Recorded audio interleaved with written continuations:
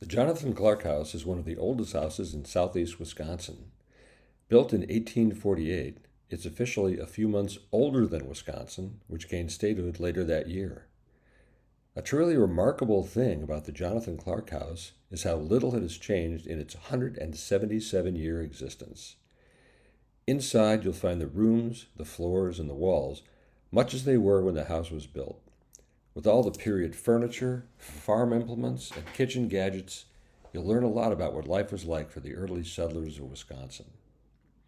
But the outside of the house and its surroundings are an equally interesting story. The territory of Wisconsin first appeared on maps in the early 1800s, but the story of the land happened long before that. In the last ice age, about 13,000 years ago, glaciers covered almost the entire area of what was to become Wisconsin. The ice sheet was almost 2 miles thick in some places, and as it slowly receded, it carved out the hills and gentle valleys that form the landscape you see today. Over the centuries, the weather changed and eventually warmed to the point where vegetation started to grow, and with it came animal life. Among the creatures that walked these hills were the giant woolly mammoths. The first humans arrived around 10,000 years ago. They hunted those mammoths to extinction. But not to worry, as the weather became more moderate, vegetation thrived in Wisconsin. Plants and trees flourished, and the state became mostly a dense hardwood forest. The indigenous people were primarily forest dwellers, living in log longhouses or huts made of limbs and bark. They grew crops, harvested native plants, and hunted the abundant fish and game in Wisconsin's rivers and forests. The earliest contact with white men were peaceful. Native people traded furs, hides, and game for tools and farm implements. With the burgeoning population of the United States pushing west, President Andrew Jackson signed the Indian Removal Act in 1830. Legally, this confiscated all the land that was once the home of the indigenous people. Where the Clark Farm was located, southeast Wisconsin was home to primarily 3 tribes: the Menominee, the Potawatomi, and the Ho-Chunk. Indigenous people did not establish precise boundaries between their lands, so it was confusing to them when the new settlers from the east immediately surveyed the land and divided it precisely into quadrants or sections. These sections were quickly bought up by the new residents. The first group of people to set stakes in southeast Wisconsin were from the New England states. They were referred to as Yankees, and they valued the new untouched lands in this new northwestern territory. They were soon followed by people even more desperate for free land: European immigrants. The famine of the 1840s brought an influx of Irish settlers, but the religious persecution happening in Germany at the same time brought an even bigger wave of German immigrants. In fact, the Germans would have the greatest influence on the history and culture of what would become the Mequon-Thiensville Cedarburg area. One of those first Yankee settlers was a young woman named Mary Turk. Her family immigrated from Catskill, New York in 1837 and were one of the first settlers in what would eventually be called Ozaukee County. Her father made an important decision and built the county's first sawmill just south of Cedar Creek.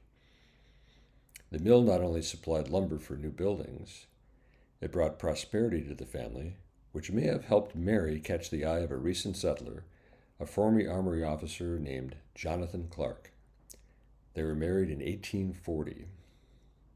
Jonathan had purchased 180 acres of land near what is now the corner of Cedarburg Road and Bonniwell Road.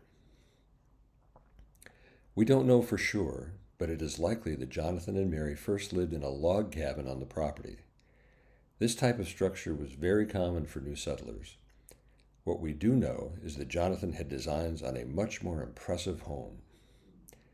An unusual feature of the land, and an artifact of the receding glaciers, was the presence of large stones in the fields. These had to be cleared before farming could begin. Being practical people, the new settlers realized that these stones, called field stones, were very useful building blocks. Field stones were perfect for building solid walls, and many of the barns in Ozaukee County still visible today, have fieldstone foundations. But just as many of the early county residents used fieldstone for their houses, within just a few miles surrounding the Clark home are many beautiful fieldstone houses built in the mid-1800s. They are still in excellent condition, and many have historic designations. Returning to that dense hardwood forest on the Clark farm, Jonathan cleared the site and began construction on what he planned to be a grand home. To build a fieldstone house, you first executed what we called the cellar. This was lined with cemented blocks and stones that would form the foundation. To build fieldstone walls, the builder constructed a wooden frame. The frame was carefully filled with fieldstones set in mortar. This pit was only the height of about 2 stones, so the weight would not press down, and the stones would stay suspended in the mortar. It was allowed to dry and set. Then the wooden frame was raised up, and the process was repeated. No other supports were needed for the walls. Frames were added to allow for windows, doors, and floor beams.